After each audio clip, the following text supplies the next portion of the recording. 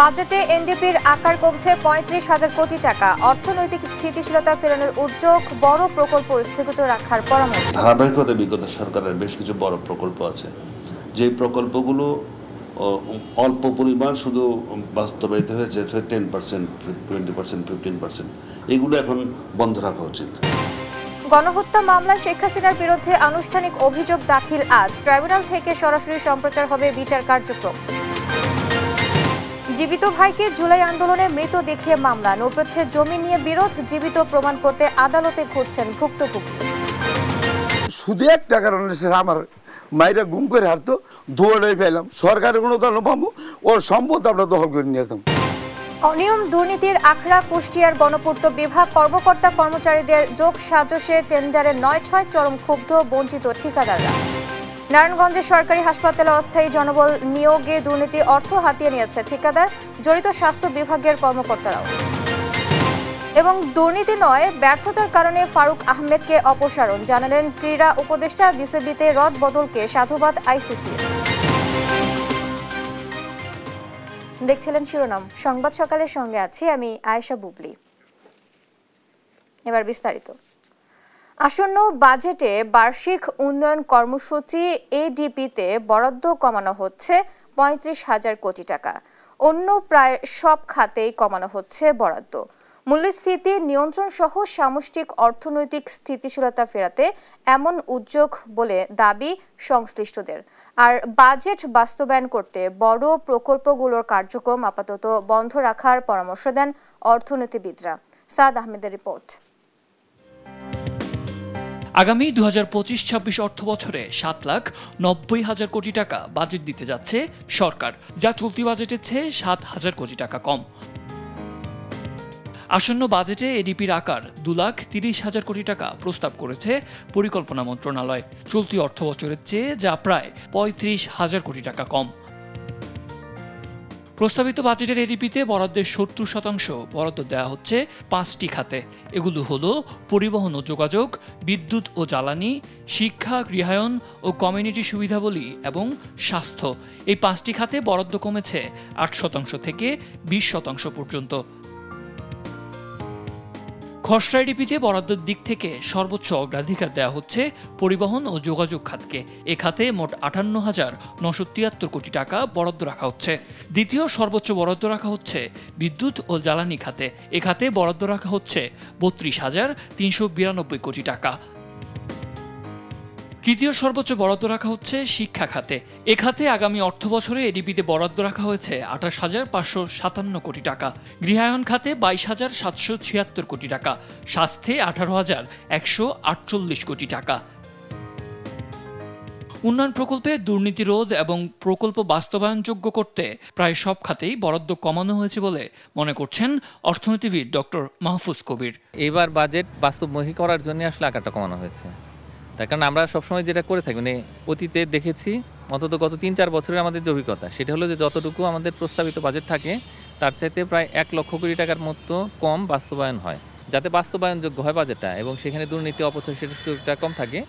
তো সেইটাই আসলে এখন মূল চিন্তা সরকারের, সেভাবেই আসলে এই ছোট বাজেট তৈরি করা হয়েছে। আর বাজেট বাস্তবায়ন করতে বড় প্রকল্পগুলোর কার্যক্রম আপাতত বন্ধ রাখার পরামর্শ দেন অর্থনীতিবিদ ফারুক মহিউদ্দিন।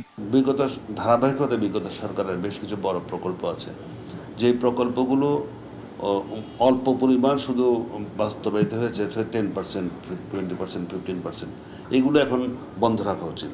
তাহলে এগুলোর উপর খরচটা কমবে।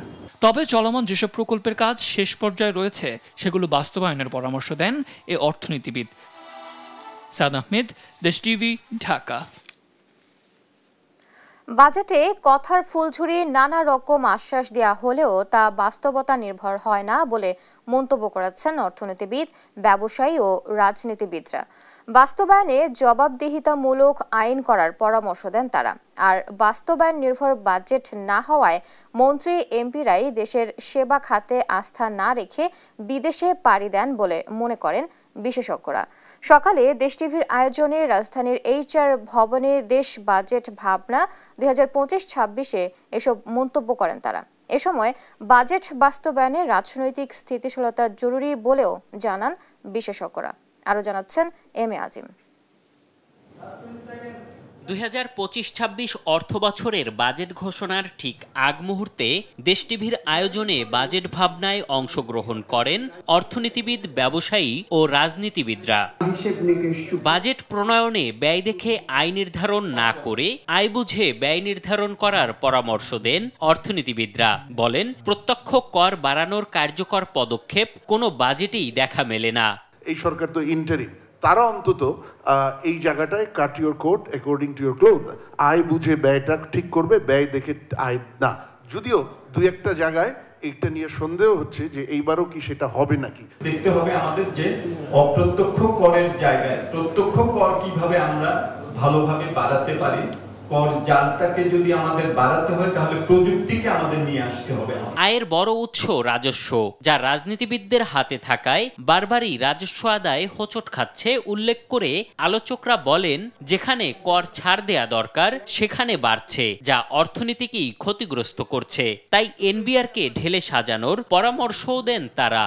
এনবিআর এর যে ঢেলে সাজানো এবং ফিল্ড লেভেলে মানে প্র্যাকটিস লেভেল থেকে ওই জায়গাগুলিকে আরও নানাভাবে ঢেলে সাজানোটা খুব প্রয়োজন, যেটা আমরা ফেস করি নানাভাবেই আমরা ক্ষতিগ্রস্ত হই। যেসব প্রতিষ্ঠান ছোট ছোট প্রতিষ্ঠান সরাসরি পাবলিক জনগণের সাথে কাজের সাথে জড়িত, তার বেলায় আপনি আর পথ ছাড়ের কথা ভাবছেন না। আপনি ওই যে বড়জন যে ফাঁকি দিয়েছে তার কথা ভেবে সেইটাকে এখানে অ্যাডজাস্ট করছেন। সেই জন্যই কর ছাড় দেওয়ার ব্যাপারেও একটা দৃষ্টিভঙ্গির পরিবর্তন প্রয়োজন হবে। সরকারের ঋণ নিয়ে ঋণ ও সুদ পরিশোধের সমালোচনা করে আলোচকরা বলেন, রাজনৈতিক শৃঙ্খলা ছাড়া অর্থনৈতিক শৃঙ্খলা ফেরানো সম্ভব না। ঋণ দিয়ে ঋণ শোধ করা হয়, এই প্রশ্নগুলো একান্তই রাজনৈতিক। এবং আমরা সাম্প্রতিককালেও দেখছি, বিশেষ করে যে অন্তর্বর্তীকালীন সরকার, সেক্ষেত্রেও ঋণের পরিমাণ বাড়ছে এবং দিন দিন হু করে বাড়ছে। ক্ষুদ্র, কুটির, মাঝারি, স্মল, যাদেরকে আপনারা বলছেন, এরা আপনার মনে করে যে আমার 365 দিন পলিটিক্সে যারাই থাকুক আমাদের বিনিয়োগ করতে হবে, আমাদের অ্যাক্টিভিটিস করতে হবে, সেই জায়গাটাই আমাদেরকে ফান্ডের ফ্লো বাড়াইতে হবে। রাজনৈতিক শৃঙ্খলা ছাড়া অর্থনৈতিক শৃঙ্খলা আনতে পেরেছে বলে কোনো দেশের ইতিহাস নাই। বাজেট বরাদ্দের ক্ষেত্রে বৈষম্য তুলে ধরে আলোচকরা বলেন, সেবা খাতের কাঠামো তৈরি করলেও তা মানসম্মত না হওয়ায় সেখানে সেবা নেন না নির্মাতারাই।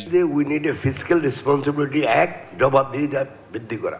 আমরা কোনো সংস্কারের নামে নির্বাচিত প্রতিনিধি ছাড়া দেশ চালাইতে আমরা চাই না এই মুহূর্তে।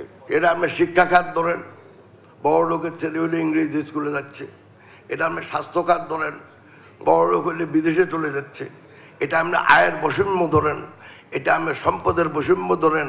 আমার এক ভাই বলে গেছে ভূমির বৈষম্য। তাদের সেবা দেওয়ার কথা তারা তৈরি করেন মানুষের জন্য, কিন্তু সেই সেবাটা কিন্তু সেই সেবার উপর তাদেরই আস্থা নাই। তাদেরকে একটা নিয়ম করতে হবে যে তাদের পরিবার পরিজন দেশের বাইরে শিক্ষা এবং স্বাস্থ্যের জন্য যেতে পারবে না। আগামী অর্থ বছরের জন্য 7,90,000 কোটি টাকার বাজেট ঘোষণা করতে যাচ্ছে অন্তর্বর্তী সরকার। এম এ আজিম, দেশ টিভি, ঢাকা। দেশের বাজারে আরও এক দফা কমল জ্বালানি তেলের দাম। এ দফায় লিটার প্রতি ডিজেলের দাম 2 টাকা, অকটেনের দাম 3 টাকা ও পেট্রোলের দাম 3 টাকা কমানো হয়েছে। শনিবার নতুন এ মূল্যের প্রজ্ঞাপন প্রকাশ করে বিদ্যুৎ, জ্বালানি ও খনিজ সম্পদ মন্ত্রণালয়, যা আজ থেকে কার্যকর হবে। প্রজ্ঞাপনে বলা হয়, প্রতি লিটার ডিজেল 104 টাকা থেকে কমিয়ে 102 টাকা নির্ধারণ করা হয়েছে। পেট্রোলের দাম প্রতি লিটার 121 টাকা থেকে কমিয়ে 118 টাকা ও অকটেনের দাম 125 টাকা থেকে কমিয়ে 122 টাকা করা হয়েছে। এর আগে মে মাসের জন্য প্রতি লিটার ডিজেল ও কেরোসিনের দাম 105 টাকা থেকে কমিয়ে 104 টাকা, অকটেন ও পেট্রোলের দাম 1 টাকা করে কমিয়ে যথাক্রমে 125 টাকা এবং পেট্রোল 121 টাকা নির্ধারণ করা হয়েছিল। তার আগে মার্চ ও এপ্রিল মাসে জ্বালানি তেলের দাম অপরিবর্তিত রাখা হয়, আর ফেব্রুয়ারিতে পেট্রোল, অকটেন, ডিজেল ও কেরোসিনের দাম লিটারে বেড়েছিল 1 টাকা। আজ শেখ হাসিনার বিরুদ্ধে আনুষ্ঠানিক অভিযোগপত্র দাখিল করবে আন্তর্জাতিক অপরাধ ট্রাইব্যুনালের প্রসিকিউশন। এই বিচারিক প্রক্রিয়া ট্রাইব্যুনালের অনুমতি সাপেক্ষে বিটিভির মাধ্যমে সরাসরি সম্প্রচার হবে। ট্রাইব্যুনালের চিফ প্রসিকিউটর তাজুল ইসলাম জানান, জুলাই আগস্টে হত্যার বিচার ডিসেম্বরের মধ্যে দৃশ্যমান হবে। শনিবার জাতীয় প্রেস ক্লাবে আন্তর্জাতিক গুম সপ্তাহ উপলক্ষে মানবাধিকার সংগঠন অধিকার আয়োজিত সেমিনারে এসব কথা বলেন তিনি। আরো জানাচ্ছেন মাহবুব তামিম। জুলাই আগস্টের গণহত্যা মামলায় শেখ হাসিনার বিরুদ্ধে রোববার আনুষ্ঠানিকভাবে অভিযোগপত্র দাখিল করা হবে বলে জানান আন্তর্জাতিক অপরাধ ট্রাইব্যুনালের চিফ প্রসিকিউটর মোহাম্মদ তাজুল ইসলাম। তদন্ত সম্পন্ন প্রায় শনিবার সকালে জাতীয় প্রেস ক্লাবে আন্তর্জাতিক গুম সপ্তাহ উপলক্ষে মানবাধিকার সংগঠন অধিকার আয়োজিত সেমিনারে এসব কথা বলেন তিনি। বিচার হবে, অপরাধীর শাস্তি নিশ্চিত করা। এ সময় তিনি জানান আন্তর্জাতিক মানদণ্ড ও যথাযথ আইনি প্রক্রিয়া অনুসরণ করায় বিচার কাজ সময় সাপেক্ষ হলেও তা হচ্ছে সুষ্ঠু ও নিরপেক্ষভাবে। আন্তর্জাতিক অপরাধ ট্রাইব্যুনালের কার্যক্রম একটা আন্তর্জাতিক স্ট্যান্ডার্ড মেনটেন করে করতে হয়। এই তদন্ত শেষ হতে একটা যুক্তিসঙ্গত সময় লাগবে। বাংলাদেশে মানবতা বিরোধী অপরাধ এবং আয়নাঘরের জন্ম যে সংস্কৃতি যার কারণে হয়েছিল, যে একজন ব্যক্তিকে ক্ষমতায় রাখার জন্য এত কিছুর আয়োজন করা হয়েছিল, কালচারে পরিণত করা হয়েছিল, সিস্টেম ডেভেলপ করা হয়েছিল, সেই অপরাধের যিনি নিউক্লিয়াস তার বিরুদ্ধে আনুষ্ঠানিক অভিযোগ ইনশাআল্লাহ আগামীকালকে আমরা দাখিল করতে যাচ্ছি। এদিকে এক ভিডিও বার্তায় প্রসিকিউটর গাজী এমএস তামিম জানান ট্রাইব্যুনালের অনুমতি সাপেক্ষে শেখ হাসিনা সহ অন্যান্য আসামিদের বিরুদ্ধে অভিযোগপত্র দাখিলের পর তার উপর শুনানির প্রসিডিং ট্রাইব্যুনালের নিজস্ব ওয়েবসাইট, ইউটিউব পেজ এবং বিটিভিতে সরাসরি সম্প্রচার করা হবে। এ ঘটনা বাংলাদেশের ইতিহাসে প্রথম ও পৃথিবীর ইতিহাসে মাইলফলক হবে বলেও মন্তব্য করেন তিনি। ট্রাইব্যুনাল যদি আমাদের আবেদন মঞ্জুর করে সরাসরি সম্প্রচারের অনুমতি প্রদান করেন, তবে ট্রাইব্যুনালের নিজস্ব ওয়েবসাইট অথবা ট্রাইব্যুনালের ইউটিউব পেজে আগামীকালকে প্রসিডিংসটি সরাসরি সম্প্রচার করা হবে। বাংলাদেশ টেলিভিশনের পক্ষ থেকেও আগামীকালকের প্রসিডিংসটি সরাসরি সম্প্রচার করা হবে। বাংলাদেশের ইতিহাসে এটি প্রথম এবং এটি পৃথিবীর ইতিহাসে একটি মাইলস্টোন হয়ে থাকবে। মাহবুব তামিম, দেশ টিভি, ঢাকা। বাংলাদেশ জামায়াতে ইসলামীর নিবন্ধন অবৈধ ঘোষণা করে হাইকোর্টের রায়ের বিরুদ্ধে করা আপিলের রায় আজ। প্রধান বিচারপতি ডক্টর সৈয়দ রেফাত আহমেদের নেতৃত্বে 4 বিচারপতির আপিল বেঞ্চ এ রায় ঘোষণা করবেন। রায় ঘোষণার জন্য মামলাটি কার্যতালিকার শীর্ষে রয়েছে। শনিবার সামাজিক যোগাযোগ মাধ্যম ফেসবুকে দেয়া এক পোস্টে জামায়াতের অন্যতম আইনজীবী শিশির মনির এ তথ্য জানান। এর আগে গেল 14 মে রাজনৈতিক দল হিসেবে জামায়াতের নিবন্ধন ও প্রতীক ফিরে পেতে আপিলের শুনানি শেষ হয়। এ বিষয়ে রায় ঘোষণার জন্য 1 জুন দিন ধার্য করা হয়েছিল। গেল 12 মার্চ রাজনৈতিক দল হিসেবে জামায়াতের নিবন্ধন ফিরে পেতে আপিল শুনানি শুরু হয়। সম্পত্তি দখলের অপচেষ্টায় রচিত হলো এক অবিশ্বাস্য কাহিনী। জীবিত ভাইকে জুলাই আন্দোলনে শহীদ দেখিয়ে তারই বড় ভাই দায়ের করেছেন হত্যা মামলা। ঘটনার তদন্ত করতে গিয়ে পুলিশ বুঝতে পেরেছে সবই মিথ্যা। যাকে শহীদ দেখানো হয়েছে তিনি রীতিমতো দোকান পরিচালনা করছেন। সহকর্মী ইলিয়াস আহমেদের পাঠানো তথ্য ও ছবিতে প্রতিবেদনটি করেছেন অঙ্কন চৌধুরী। এখনো নিজের দোকান পরিচালনা করছেন ময়মনসিংহের ফুলবাড়িয়ার ধামর গ্রামের সোলাইমান হোসেন সেলিম, অথচ তাকেই শহীদ দেখিয়ে হত্যা মামলা দায়ের করেছে তার বড় ভাই গোলাম মোস্তফা ওরফে মন্টু ডাকাত। সেলিম গত 3 আগস্ট রাজধানীর কাজলায় গোলাগুলিতে নিহত হন এমন দাবি করে যাত্রাবাড়ি থানায় 30 আগস্ট মামলাটি করা হয়। অভিযোগ যে মিথ্যা তদন্ত করতে গিয়ে বুঝতে পারে স্থানীয় থানা। তদন্ত করতে গিয়ে এখানকার তদন্ত কর্মকর্তারা আমাদের কাছে জানতে চায় যে এই ভিকটিম সম্পর্কে জানতে চায়, আসলে ভিকটিমের অবস্থানটা। তখন আমরা এলাকায় গিয়ে দেখি যে ভিকটিম আসলে মারা যায়নি, তিনি জীবিতই আছেন। তাকে জিজ্ঞাসায় জানা যায় যে তাদের পূর্ব থেকে তার ওই ভাইয়ের সাথে জমি শত্রুতা ছিল। অনুসন্ধানে জানা যায় বছর 20 আগে বাবার মৃত্যুর পর জমি নিয়ে ভাইদের মধ্যে বিরোধ শুরু হয়।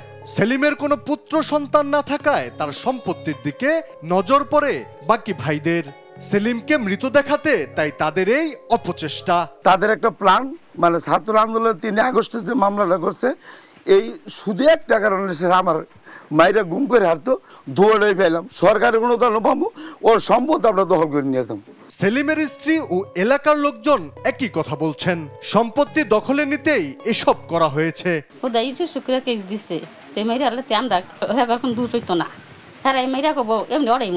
ঝগড়াটা লইয়া এই সেলিম সাহেবরে মেরে ফেলার প্রোগ্রাম করছিল ওরা।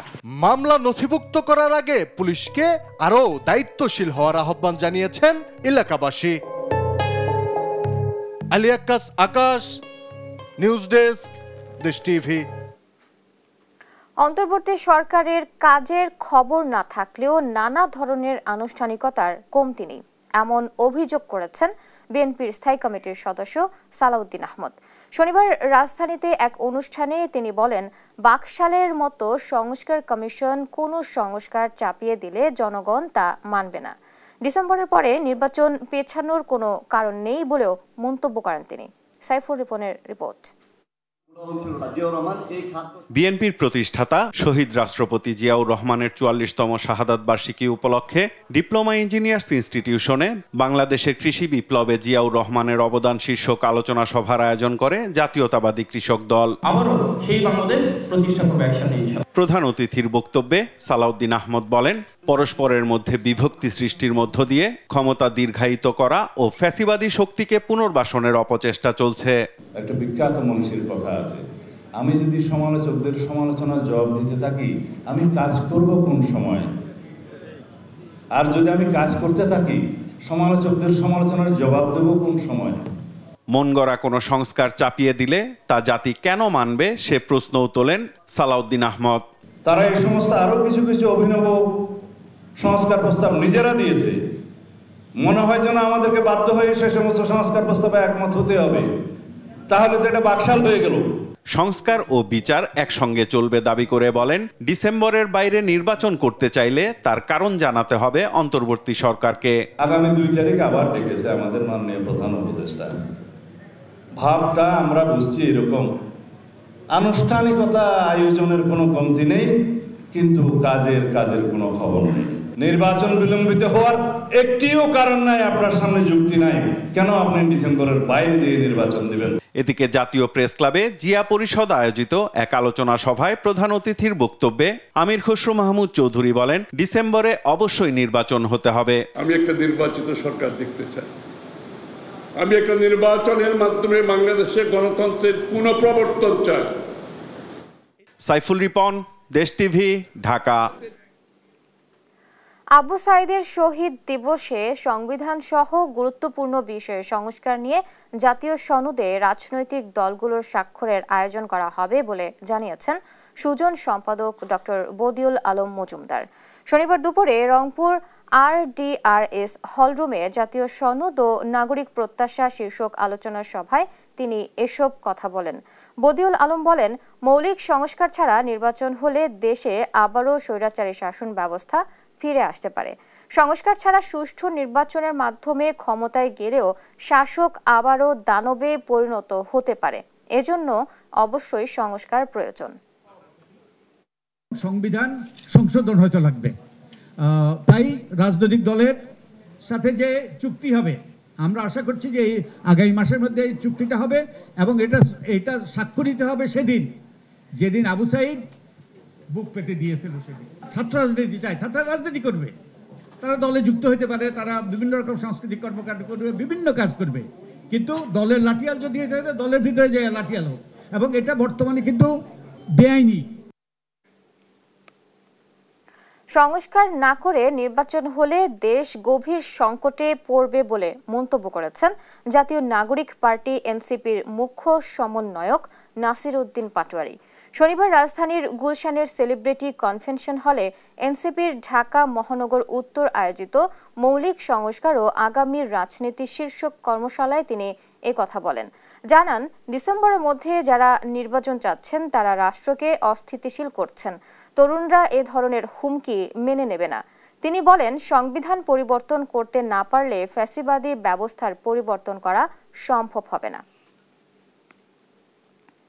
জাপানে ৪ দিনের সরকারি সফর শেষে দেশে ফিরেছেন প্রধান উপদেষ্টা ডক্টর মোহাম্মদ ইউনূস। প্রধান উপদেষ্টাকে বহনকারী সিঙ্গাপুর এয়ারলাইন্সের ফ্লাইটটি শনিবার দিবাগত রাত ১২টা ১৫ মিনিটে ঢাকার হযরত শাহজালাল আন্তর্জাতিক বিমানবন্দরে অবতরণ করে। ফ্লাইটটি শনিবার জাপানের স্থানীয় সময় বেলা 11:20 টোকিওর নারিতা আন্তর্জাতিক বিমানবন্দর ত্যাগ করে। জাপান সফরকালে প্রধান উপদেষ্টা টোকিওতে প্রায় 20টি কর্মসূচিতে অংশগ্রহণ করেন। সফরের তৃতীয় দিনে শুক্রবার ডক্টর ইউনুস জাপানের প্রধানমন্ত্রী ইশিবার সঙ্গে দ্বিপক্ষীয় বৈঠক করেন।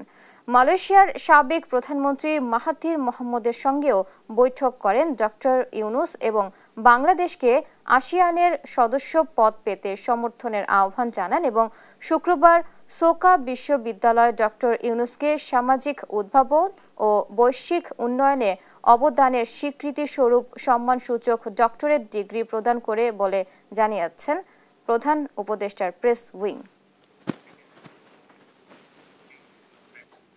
তৈরি পোশাক প্রস্তুত ও রপ্তানিকারক সমিতির 2025-27 মেয়াদের নির্বাচনে সংখ্যাগরিষ্ঠতা অর্জন করেছে ফোরাম জোট।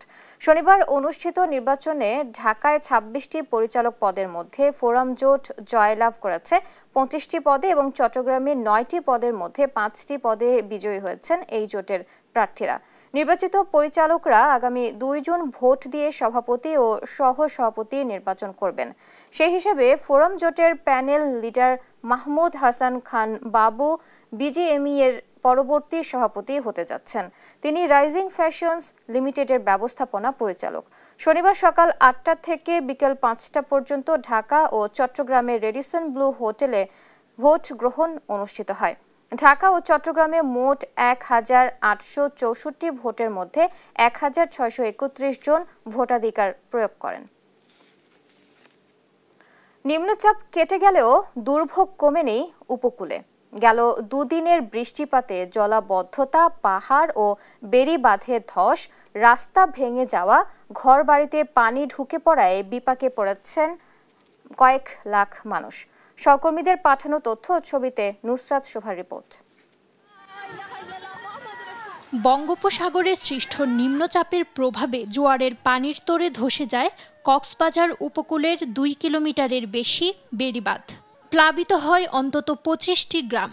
সবচেয়ে বেশি ক্ষতি হয় মহেশখালীর মাতারবাড়ি ও ধলঘাটা, কুতুবদিয়া এবং সেন্ট মার্টিনে। ক্ষতিগ্রস্ত হয় 200 ঘরবাড়ি, ভেসে যায় চিংড়ির ঘের ও লবণের মাঠ। জেলার ঈদগাঁও উপজেলার 40টি পরিবার এখনও পানিবন্দী। এছাড়াও টেকনাফ মেরিন ড্রাইভ সড়কের কিছু অংশ ভেঙে সাগরে বিলীন হয়েছে। ক্ষয়ক্ষতি নিরূপণে কাজ করছে জেলা প্রশাসন। এদিকে গেল দুদিনের ঝড় ও টানা বৃষ্টিতে বিধ্বস্ত হয়েছে ভোলার 7 উপজেলার প্রায় 5000 ঘরবাড়ি। তজুমুদ্দিনে বাঁধ ভেঙে লোকালয়ে ঢুকে পানি, নিঃস্ব হয়ে অনেকের ঠাঁই হয়েছে খোলা আকাশের নিচে।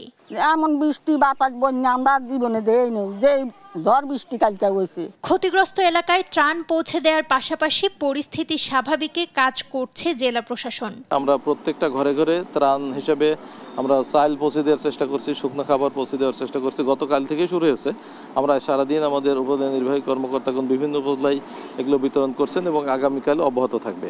পটুয়াখালীর আগুনমুখা, রমনাবাদ, পায়রাসহ কয়েকটি নদীর পানি বেড়েছে 3 থেকে 4 ফুট। ভেঙে গেছে বন্যা নিয়ন্ত্রণ বাঁধ। এতে প্লাবিত হয়েছে কয়েকটি গ্রাম। বাড়িঘরে হাঁটু থেকে কোমর পানি। তলিয়েছে ফসলি জমি ও গ্রামীণ সড়ক। ভেসে গেছে পুকুরের মাছ। বিদ্যুৎহীন দিন কাটাচ্ছেন লাখো মানুষ। ঘেরা ছেলে তাও তলাই গেছে, জাল ফলা দেওয়া ছেলে তাও ছিটিয়ে বিড়ে নিয়ে গেছে। এছাড়াও মুসাপুর রেগুলেটর ভাঙা থাকায় জোয়ারের পানি ঢুকে পড়ে ফেনীর ছোট ফেনী নদীতে। এতে 2 দিনে পানি বাড়ে 2 থেকে 3 ফুট। ফলে প্লাবিত হয়েছে সোনাগাজী উপকূলের নিম্নাঞ্চল। তবে শনিবার দুপুর থেকে ফেনীতে পরিস্থিতি কিছুটা স্বাভাবিক হতে শুরু করেছে। বিদ্যুৎ সরবরাহ স্বাভাবিক করতে চেষ্টা চালিয়ে যাচ্ছে কর্তৃপক্ষ। 2-3 দিন বৃষ্টির মধ্যে কামাই একেবারেই কম আছে। মানুষের ভিতরে যখন রোদ দেখতে পাচ্ছে, মানুষের আতঙ্ক কাটছে। এদিকে 2 দিন বন্ধ থাকার পর শনিবার সকাল 7টায় বরিশাল থেকে সব রুটে লঞ্চ চলাচল শুরু হয়। এছাড়া চাঁদপুর, মুন্সিগঞ্জ, বরগুনা ও ভোলা সহ বিভিন্ন রুটে স্বাভাবিক হয় নৌযান চলাচল। নুসরাত শোভা, নিউজ ডেস্ক, দেশ টিভি। কর্মকর্তা ও কর্মচারীদের অনিয়মে দুর্নীতির আখড়ায় পরিণত হয়েছে কুষ্টিয়া গণপূর্ত বিভাগ। টেন্ডারে ৯/৬ কাজে অনিয়ম সহ নানা অনিয়মের অভিযোগ উঠেছে এ দপ্তরের কর্মকর্তাদের বিরুদ্ধে। ঠিকাদার ও কর্মকর্তাদের যোগ সাজসে অনিয়মকে নিয়ম বানিয়ে চলছে লুটপাটের মহা উৎসব জানিয়ে ক্ষুব্ধ ভুক্তভোগী ঠিকাদাররা। ইরফান রানার ক্যামেরায় কুষ্টিয়া থেকে নাহিদ হাসান তিতাসের রিপোর্ট। 2024 সালে কুষ্টিয়া সার্কিট হাউজের পুরাতন ভবন উচ্ছেদের টেন্ডার আহ্বান করে গণপূর্ত বিভাগ। এতে অংশগ্রহণ করে চট্টগ্রাম, ফরিদপুর ও কুষ্টিয়ার 3টি ঠিকাদারি প্রতিষ্ঠান। প্রথম দরদাতা হিসেবে কাজ পান চট্টগ্রামের ঠিকাদারি প্রতিষ্ঠানটি। তবে অপারগতা দেখিয়ে কাজ না করে চলে যান ওই প্রতিষ্ঠানের ঠিকাদাররা। সেই সুযোগে টেন্ডারে অংশগ্রহণকারী ঠিকাদারদের বাইরে অনৈতিক সুবিধার বিনিময়ে মেসার্স আশরাফ ট্রেডার্স নামে পছন্দের একটি ঠিকাদারি প্রতিষ্ঠানকে গোপনে কাজ প্রদান করে গণপূর্ত বিভাগ জানিয়ে ক্ষুব্ধ ভুক্তভোগী ঠিকাদাররা। নিয়ম কানুন বহির্ভূত করে না মানে উনি হচ্ছে ফের এককভাবে কোনো এক গোষ্ঠী বা অজানা কোনো শক্তির কারণে হয়তো যে কোনো একজনকে ঘরোয়াভাবে অফিসে বসে টাকার বিনিময়ে এটা লেনদেন করছে। নিয়ম বহির্ভূতভাবে আর্থিক বিনিময়ে এবং তার বিরুদ্ধে নারী কেলেঙ্কারির অভিযোগ শোনা যায়। নারীর বিনিময়েও তিনি এই কাজগুলো করে থাকেন। যেন অনিয়ম টিকেটে আমার যা টেন্ডার জমা দিয়েছে তাদের টেন্ডারটা পাওয়া উচিত। সার্কিট হাউজের পুরাতন ভবন উচ্ছেদের কাজ পাওয়া ঠিকাদারের দাবি, নিয়ম মেনেই রিটেন্ডারের মাধ্যমে কাজ পেয়েছেন তিনি। যদিও এ কাজে রিটেন্ডার হওয়ার কোনো তথ্যই মেলেনি গণপূর্ত বিভাগের ওয়েবসাইটে। পার্টিসিপেট করছিল 3 জন, তার ভিতর আমারটা হাইস্ট আর কি। রিটেন্ডার আগে একবার টেন্ডার হয়েছিল, সে লোক পালাইছে, সবাই সিকিউরিটি থেকে পালাইছে।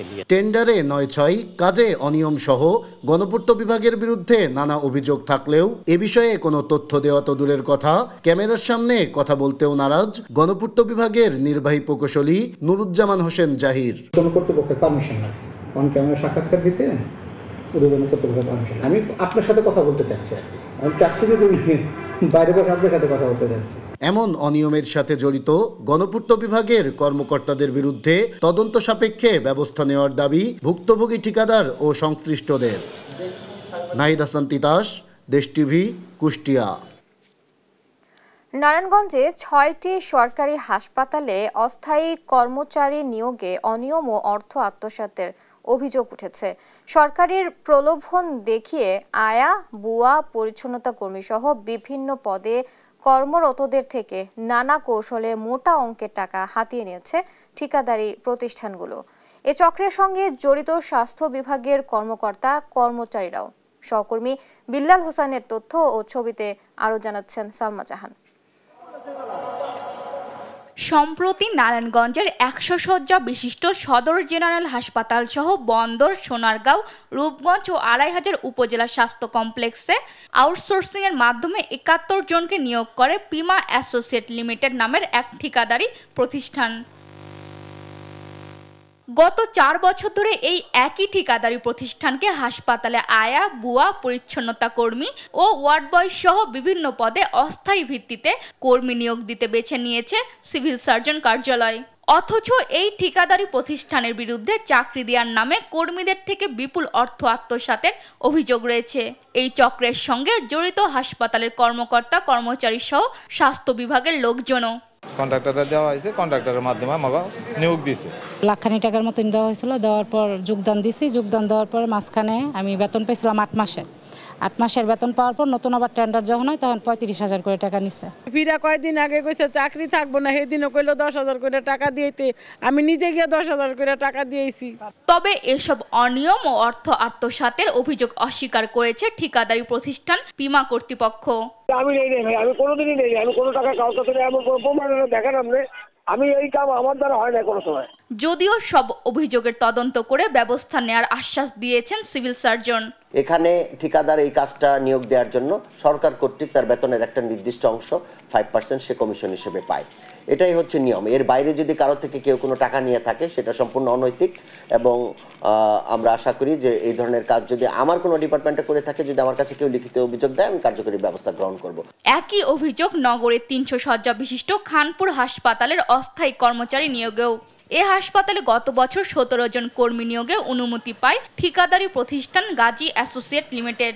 অভিযোগ রয়েছে তারাও কর্মীদের কাছ থেকে অর্থ নিয়ে তা আত্মসাৎ করেছে।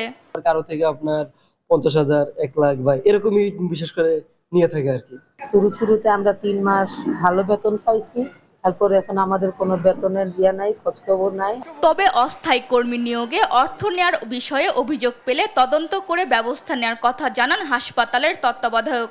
আমি তো প্রায় এখানে 4 বছর ধরে আছি এবং তারা কে লিখিতভাবে বা মৌখিকভাবে কেউ এসে বলেন যে আমার কাছ থেকে টাকা নিয়ে আমাকে আউটসোর্সিং এর চাকরি দেওয়া হয়েছে। সরকারি হাসপাতালে অস্থায়ী কর্মী নিয়োগে অনিয়ম ও অর্থ আত্মসাৎকারীদের বিরুদ্ধে দ্রুত ব্যবস্থা নেওয়ার দাবি নারায়ণগঞ্জবাসীর। নিউজ ডেস্ক, দেশ টিভি। দিনাজপুরের ফুলবাড়িতে পরিবারের সাথে ঈদ করতে এসে সড়ক দুর্ঘটনায় এক প্রবাসী নিহত হয়েছেন। শনিবার রাত 8টায় বড়পুকুরিয়ার রংপুর মহাসড়কের চক মহেশপুর এলাকায় এ ঘটনা ঘটে।